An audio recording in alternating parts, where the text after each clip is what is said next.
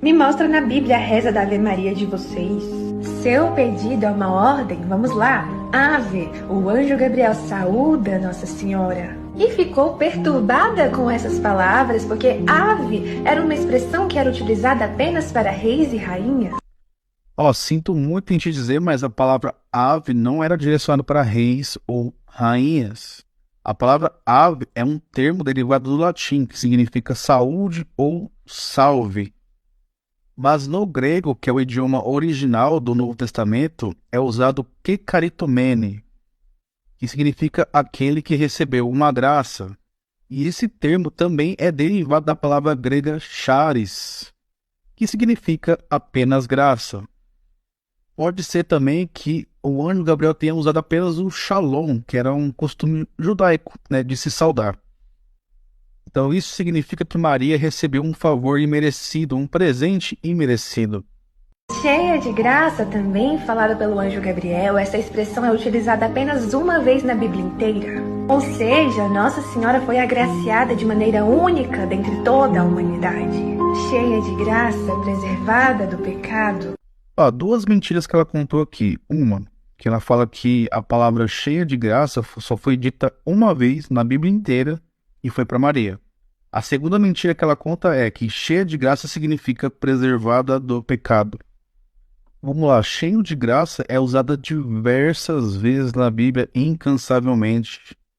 Em Atos 6:8, a Bíblia diz que Estevão, cheio da graça, fazia prodígios e milagres.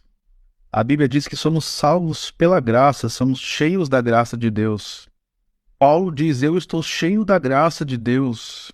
A Bíblia também diz que Deus resiste aos soberbos e concede graça aos humildes. Paulo diz, onde abundou o pecado, superabundou a graça. Isso inclui todos os cristãos que são assistidos pela graça. Então isso não é algo exclusivo de Maria. Segundo, ser cheio de graça não significa ser preservado do pecado. Eu não entendi essa inferência que ela fez. Ser cheio da graça é receber algo, um favor imerecido.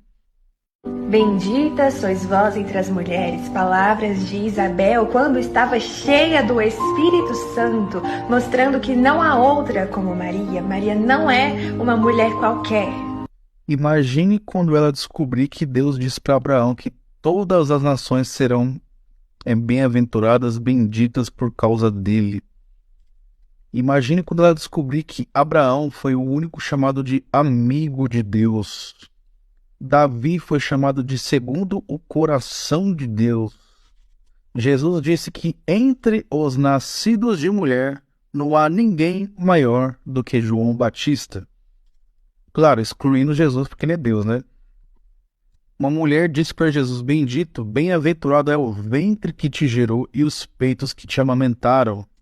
Jesus respondeu, não, antes, bem-aventurado ou bendito é aqueles que ouvem a palavra de Deus e obedecem. Sem contar que existe um propósito de Maria ser escolhida. Deus não passou o olho na terra e falou, nossa, Maria é espetacular, vou escolher ela. O principal motivo de Maria ser escolhida, Maria e José ser escolhidos, só porque eles são descendentes de Davi. Porque existe uma profecia de que o Messias viria da descendência de Davi e essa profecia tinha que se cumprir. Se Maria e José não fossem descendentes de Davi, ela não seria escolhida nunca. Nunca ela seria escolhida. Rogai por nós, pecadores, a gente se une aos comensais das bodas de Caná. Peça à mãe que o filho atende. Pronto, tocou no ponto da intercessão dos santos. Os católicos, para poder embasar a intercessão de quem está lá no mundo espiritual para o mundo físico, eles usam aqueles versículos que Paulo fala para um orar pelos outros. Mas isso é claramente um orar pelos outros enquanto vivos, Eu oro por você, você ora por mim. Mas é proibido eu orar para alguém que já foi para o mundo espiritual, já morreu, E essa pessoa que está no mundo espiritual ouvir minha oração e responder.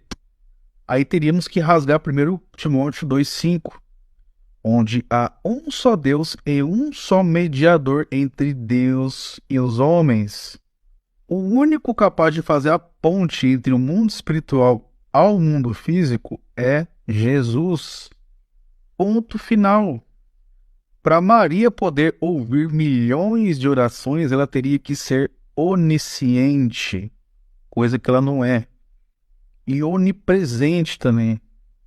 Se a Bíblia diz que só há um que pode fazer a mediação entre Deus e os homens, por que vocês colocam outros mediadores? O apóstolo João vai dizer que quem intercede junto ao Pai é Cristo, é somente Cristo. Quer ver como os católicos extrapolam demais quando se trata de Maria? Eu vou colocar aqui alguns autores, principalmente de santos canonizados, e vou deixar a fonte aqui. Afonso de Ligório, ele foi canonizado pela Igreja Católica, portanto ele é um santo da Igreja Católica. Ele diz o seguinte: sois onipotente, ó Maria, os pecadores por intercessão de Maria obtêm perdão. Ó Mãe de Deus, vossa proteção traz imortalidade, Maria é a esperança da nossa salvação. Misericórdia. Isso daqui é do Padre José Rodrigues. A nossa salvação será mais rápida se chamarmos por Maria do que se chamarmos por Jesus. Que absurdo! Esse aqui é do Padre Marcelo Rossi. Em sua humildade, fidelidade e capacidade de amar, Maria tornou-se divina. Divina. Absurdo o cara falar isso. Resumindo, vocês acreditam que Maria nunca pecou? Uma atribuição a Deus, Jesus barra Deus. Maria consegue ouvir milhões de orações lá do mundo espiritual, ou seja, ela é onisciente e onipresente. Ela é também onipotente, segundo Afonso de Ligório. E ela também pode salvar, segundo aqui o Padre Marcelo Rossi, Afonso de Ligório, Padre José Rodrigues. Maria traz imortalidade, ela pode salvar, ela ouve oração, ela está em todos os lugares ao mesmo tempo. Vocês se ajoelham para Maria, pagam promessa para Maria. Se isso não for idolatria, eu não sei o que é idolatria. Sinceramente, eu não sei. Me mostra na Bíblia a reza da Ave Maria de vocês. Seu pedido é uma ordem, vamos lá. Ave, o anjo Gabriel saúda Nossa Senhora. E ficou perturbada com essas palavras, porque ave era uma expressão que era utilizada apenas para reis e rainhas. Sinto muito em te dizer, mas a palavra ave não era direcionada para reis ou rainhas. A palavra ave é um termo derivado do latim, que significa saúde ou salve. Mas no grego, que é o idioma original do Novo Testamento, é usado kekaritomene, que significa aquele que recebeu uma graça. E esse termo também é derivado da palavra grega charis, que significa apenas graça. Pode ser também que o anjo Gabriel tenha usado apenas o shalom, que era um costume judaico, de se saudar. Então isso significa que Maria recebeu um favor imerecido, um presente imerecido. Cheia de graça também, falada pelo anjo Gabriel, essa expressão é utilizada apenas uma vez na Bíblia inteira. Ou seja, Nossa Senhora foi agraciada de maneira única dentre toda a humanidade. Cheia de graça, preservada do pecado. Duas mentiras que ela contou aqui. Uma, que ela fala que a palavra cheia de graça só foi dita uma vez na Bíblia inteira e foi para Maria. A segunda mentira que ela conta é que cheia de graça significa preservada do pecado. Vamos lá, cheio de graça é usada diversas vezes na Bíblia incansavelmente. Em Atos 6:8, a Bíblia diz que Estevão, cheio da graça, fazia prodígios e milagres. A Bíblia diz que somos salvos pela graça, somos cheios da graça de Deus. Paulo diz, eu estou cheio da graça de Deus. A Bíblia também diz que Deus resiste aos soberbos e concede graça aos humildes. Paulo diz, onde abundou o pecado, superabundou a graça. Isso inclui todos os cristãos que são assistidos pela graça. Então isso não é algo exclusivo de Maria. Segundo, ser cheio de graça não significa ser preservado do pecado. Eu não entendi essa inferência que ela fez. Ser cheio da graça é receber algo, um favor imerecido.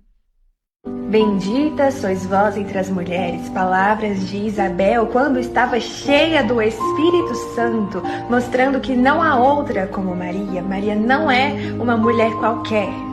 Imagine quando ela descobrir que Deus disse para Abraão que todas as nações serão bem-aventuradas, benditas por causa dele.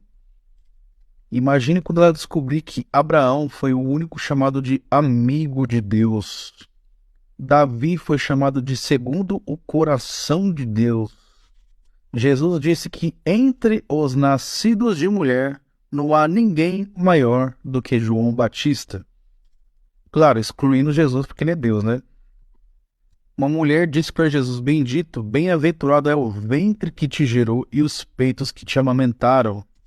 Jesus respondeu: não, antes, bem-aventurado ou bendito é aqueles que ouvem a palavra de Deus e obedecem.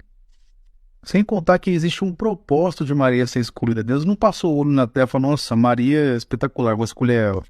O principal motivo de Maria ser escolhida, né, Maria e José ser escolhidos, né, só porque eles são descendentes de Davi. Porque existe uma profecia de que o Messias viria da descendência de Davi, e essa profecia tinha que se cumprir. Se Maria e José não fossem descendentes de Davi, ela não seria escolhida nunca. Nunca ela seria escolhida. Rogai por nós, pecadores, a gente se une aos comensais das bodas de Caná. Peça à mãe que o filho atende. Pronto, tocou no ponto da intercessão dos santos. Os católicos, para poder embasar a intercessão de quem está lá no mundo espiritual para o mundo físico, eles usam aqueles versículos que Paulo fala para um orar pelos outros. Mas isso é claramente um orar pelos outros enquanto vivos, né? Eu oro por você, você ora por mim. Mas é proibido eu orar para alguém que já foi para o mundo espiritual, né? Já morreu, né? E essa pessoa que está no mundo espiritual ouvir minha oração e responder. Aí teríamos que rasgar 1 Timóteo 2,5, onde há um só Deus e um só mediador entre Deus e os homens. O único capaz de fazer a ponte entre o mundo espiritual ao mundo físico é Jesus. Ponto final. Para Maria poder ouvir milhões de orações, ela teria que ser onisciente, coisa que ela não é. E onipresente também. Se a Bíblia diz que só há um que pode fazer a mediação entre Deus e os homens, por que vocês colocam outros mediadores? O apóstolo João vai dizer que quem intercede junto ao Pai é Cristo, é somente Cristo.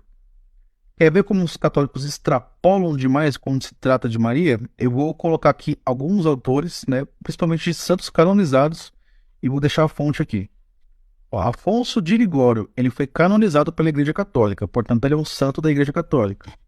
Ele diz o seguinte: sois onipotente, ó Maria, os pecadores por intercessão de Maria obtêm perdão. Ó Mãe de Deus, vossa proteção traz imortalidade, Maria é a esperança da nossa salvação. Misericórdia. Isso daqui é do Padre José Rodrigues. A nossa salvação será mais rápida se chamarmos por Maria do que se chamarmos por Jesus. Que absurdo! Esse aqui é do Padre Marcelo Rossi. Em sua humildade, fidelidade e capacidade de amar, Maria tornou-se divina. Divina. Absurdo o cara falar isso. Resumindo, vocês acreditam que Maria nunca pecou? Uma atribuição a Deus, né? Jesus barra Deus. Maria consegue ouvir milhões de orações lá do mundo espiritual, ou seja, ela é onisciente e onipresente. Ela é também onipotente, né, segundo Afonso de Ligório. E ela também pode salvar, né, segundo aqui o Padre Marcelo Rossi, Afonso de Ligório, Padre José Rodrigues. Maria traz imortalidade, ela pode salvar, ela ouve oração, ela está em todos os lugares ao mesmo tempo. Vocês se ajoelham para Maria, pagam promessa para Maria. Se isso não for idolatria, eu não sei o que é idolatria. Sinceramente, eu não sei.